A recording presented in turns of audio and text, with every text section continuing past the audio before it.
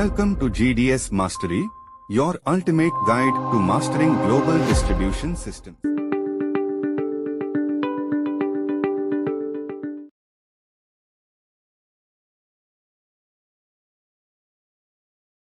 There are three main ways to display flight information: the availability display, the schedule display, and the timetable display. The availability display shows all flights and seats of participating airlines, that is, those airlines contracted to Amadeus, that are available to book and to waitlist.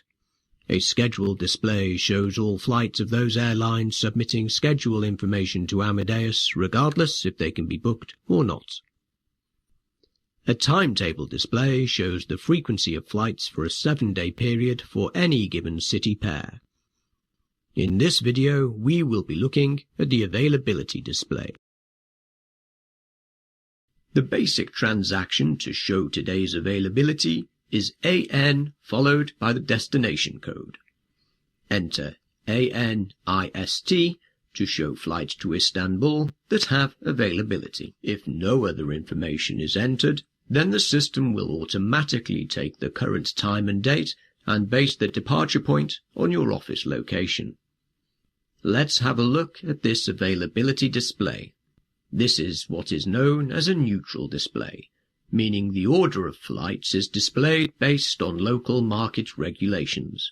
It will show all participating airlines flying to the chosen destination. This figure shows the number of days until departure. In this case, 0 means today. Finally, the date and time of requested travel, again in our case, the time the transaction was entered. Let's look at how to use the system when we need to enter extra information. Our passenger wants to travel back from Istanbul on June the 5th. To display the availability on this route, enter AN, date of travel, departure, and arrival destination codes. Availability for this route is now displayed. It is possible to use a number of options when searching for availability to narrow down the results. So from this entry, we will search by time of departure by adding 1700 to the transaction, and a specific airline by adding /A, where A is the airline indicator option, followed by the airline code.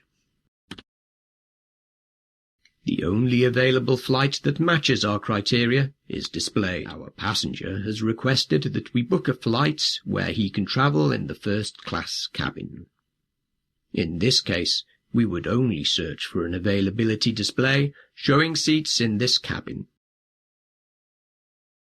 To display this information, add to our entry /KF, where K is the cabin option indicator and F stands for the first-class cabin. All the seats available to book in the first-class cabin are displayed. Note that only the first-class cabin booking codes with available seats are displayed.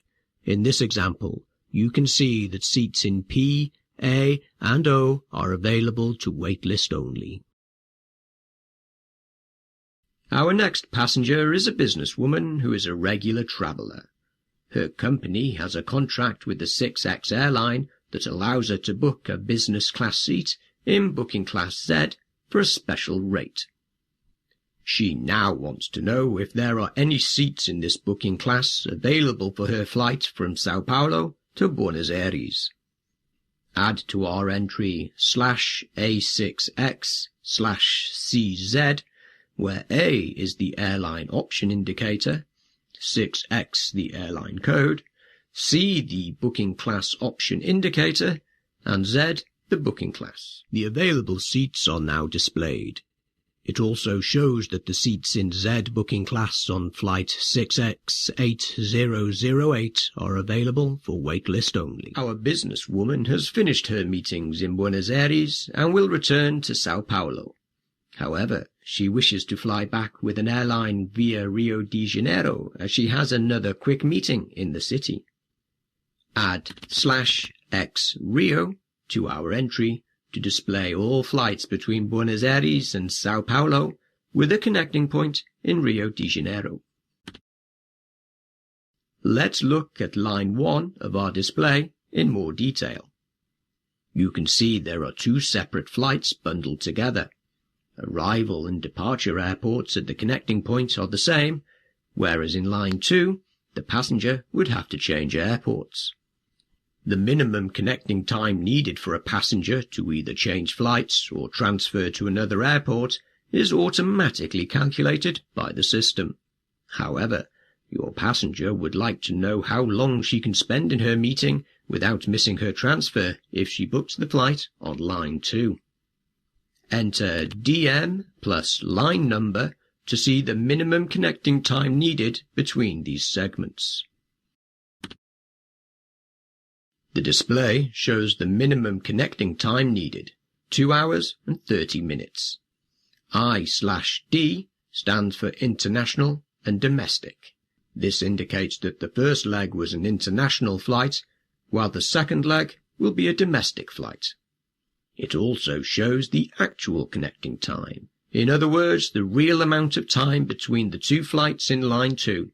In this case, 2 hours and 43 minutes. For more information, visit HEDM. And that's it.